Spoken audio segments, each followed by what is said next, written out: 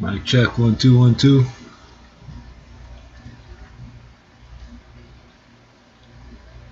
Alright, we seem to be recording.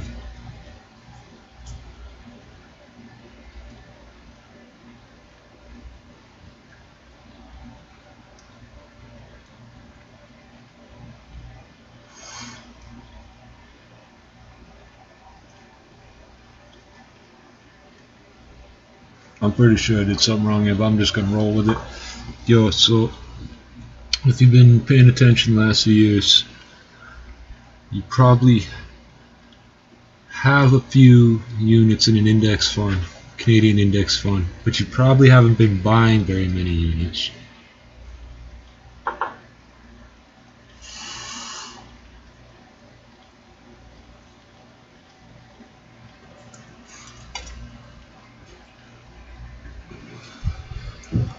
You probably have been putting a little bit of Canadian money aside every month, every so often into US dollars. You've probably been waiting just the right time to make the contributions and such. This past year, this 2015, they increased the amount of the contribution that was added to TFSAs. So instead of 5,500, it was 10,000. In 2016, they're going to only add 5,500. So in 2016, if you've always been eligible but never put money in, you should have $46,500 total contribution. Also, there's a $2,000 over contribution limit that you can use with your RRSPs without penalty for now. It used to be 8,000, so you might want to use that up before they change that.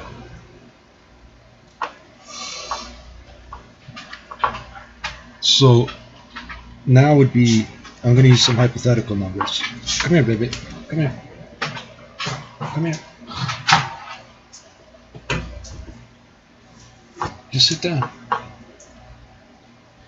So if you have, sit down. So if you have about, sit down.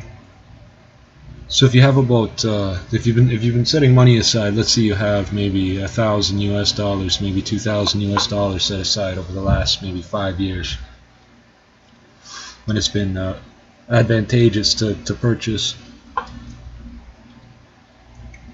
So right now, if you were to take, say, 750 to 1,500, okay, considering what the U.S. exchange is right now. Hey, come here. Sit down. Considering what the U.S. exchange is right now, at 71.66, the last time I heard, you would get back about 1,000 or 2,000 Canadian dollars. Now, I mentioned the index fund, the TD Canadian Index Fund. The TSX is right now down 11% on the year. So there's still 6 or 7 trading days left in the year. So you do have a few days to do this sort of stuff, but now is not necessarily a bad time. The Friday close on this fund was 1996, and the Thursday close was 1994, and I believe the Tuesday or Monday it had been 1986. So you're looking at about $20 a unit. So for your $700 you had put in, or your $1,500 you had put in, you can get about $2,000 worth of units if you do all those swaps, hypothetically, that I just pointed out, that I just outlined. If you do this inside, if you take the money from something simple like a savings account or a money market fund, you're going to minimize how many fees or anything that you would have been paying. Okay, and whatever money you have left that you don't cash out of your U.S. funds would still be earning interest or whatever. So when you convert it to Canadian, it would be much simpler if you wanted to deposit it to a TFSA savings account or trading account.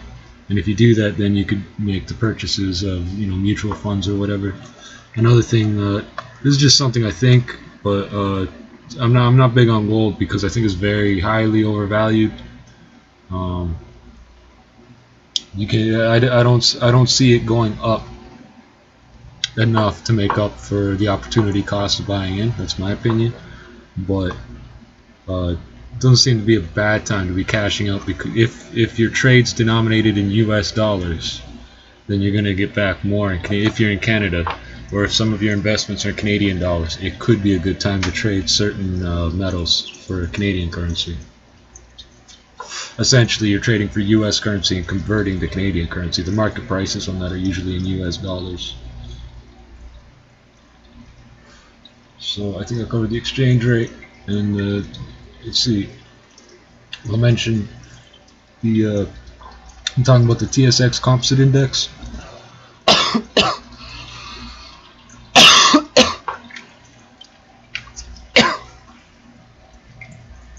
That feels better.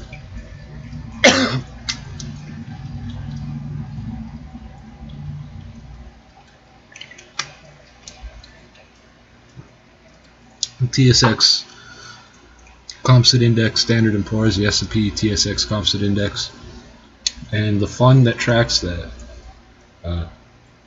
Any fund that was tracking the same index would give you the same results.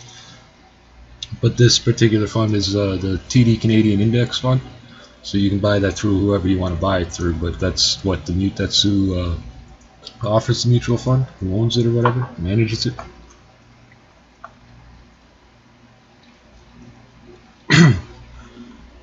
And like I said, that particular fund is at 1996 Friday, the previous closing day.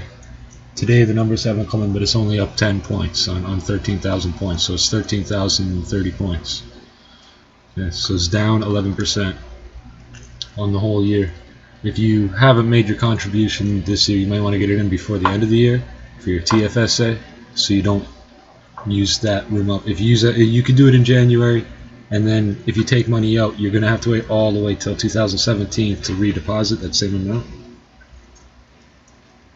So it can be worth the trouble to do it now. Your RSP, you have 60 days into the next year to contribute, but you might, just for your own accounting, want to do it sooner than that. Like I said, there's about 6 trading days left. I don't see it I don't see the mutual fund skyrocketing in value, or the US dollar, or the Canadian dollar, I should say, skyrocketing in value in the next 6 trading days. You know, and it's the holidays too. People are more likely to sell something out of their trading account right now, because they all got stuff they got to buy, bills they got to pay. You know, that's just how they're doing things. You know, so it's just my opinion on that shit. So if over the last few years you've been stocking up the US dollars like I was saying, then fucking there's something you could do with it, and you don't have to cash out all your money. So I'm gonna repeat it again just in case I didn't make it clear. If you have, let's say you have 2,000 US dollars, and you put in 2,000 Canadian to get, because the rates have been favorable, you only have to cash out about 1,500, a bit less, to get about $2,000 Canadian. You could leave that 500 sitting in your mutual funds or your savings account, and that's sort of like bonus money that's now sitting there. And you take your 2,000, or you could do 1,000, you could do 100 at a time if that's what you're working with.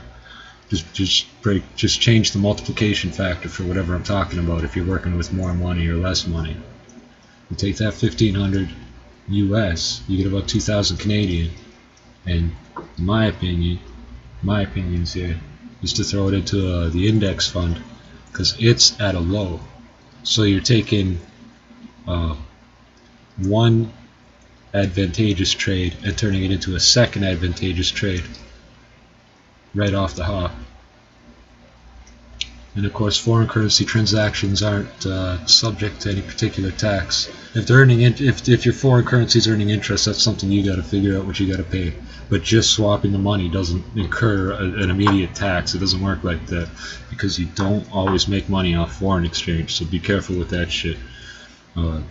That's why I'm talking about $1,000 or $2,000 in a savings account, not $20,000, $50,000 on a credit account. So there's a lot of guys out there that want to get you into debt, and they don't care how they get you into debt, because once they have you in debt, they can put liens on your stuff and take your stuff. Blah, blah. So those are my opinions for now, and I didn't even have to talk about how oil's at an all-time low.